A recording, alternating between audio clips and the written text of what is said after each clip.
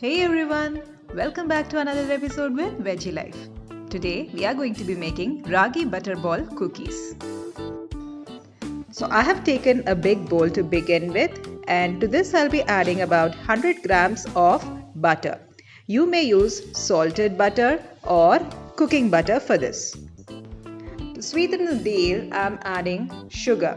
Here I'm using brown sugar. You may go ahead and use white sugar in its place. Using a balloon whisk, we are going to be first breaking down the butter to mix it along with the sugar. To cream the butter and sugar together, you may use a balloon whisk. If not, you could also go ahead and use a teaspoon or a tablespoon to do the same. This process of blending the butter and sugar together is called as creaming. This process must take place at least for 5 minutes until all the granules of sugar are blended well into the butter. Now, for the flavoring, I'm adding about 5 ml of vanilla essence, and once again we will cream the butter and the sugar. After it has blended well, we will add about 50 grams of ragi flour or finger millet flour. We will follow it up with adding 50 grams of wheat flour or atta, 5 grams of baking powder.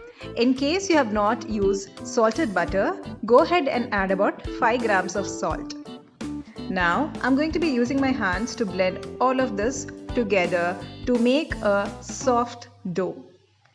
An important point to note here would be not to knead the dough together too much. Just bring it together to make a big soft dough-like ball. Now that your dough is ready, allow it to rest in the refrigerator for about 15 minutes. In the meanwhile, I am greasing a baking tray using some butter.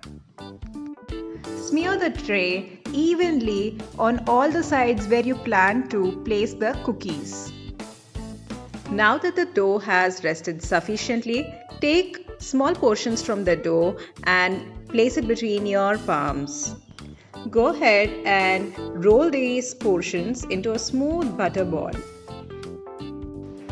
Once the butter ball is formed, take it and place it on the cookie tray.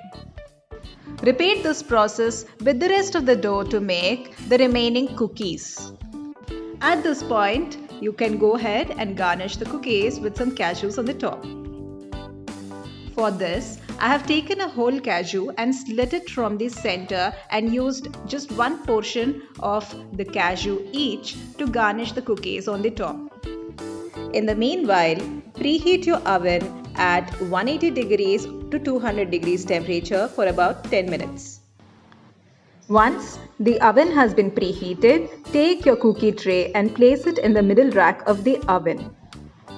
Set the temperature at 200 degrees Celsius for about 10 minutes.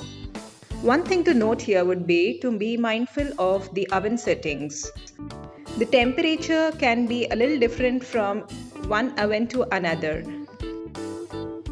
Once the baking is done, allow the cookies to come down to room temperature. And lo and behold, your ragi butterball cookies are ready to be served. So, for your next tea time snack, do bake these cookies and enjoy them along with your loved ones. Until next time, like, share and subscribe at Veggie Life. Bye!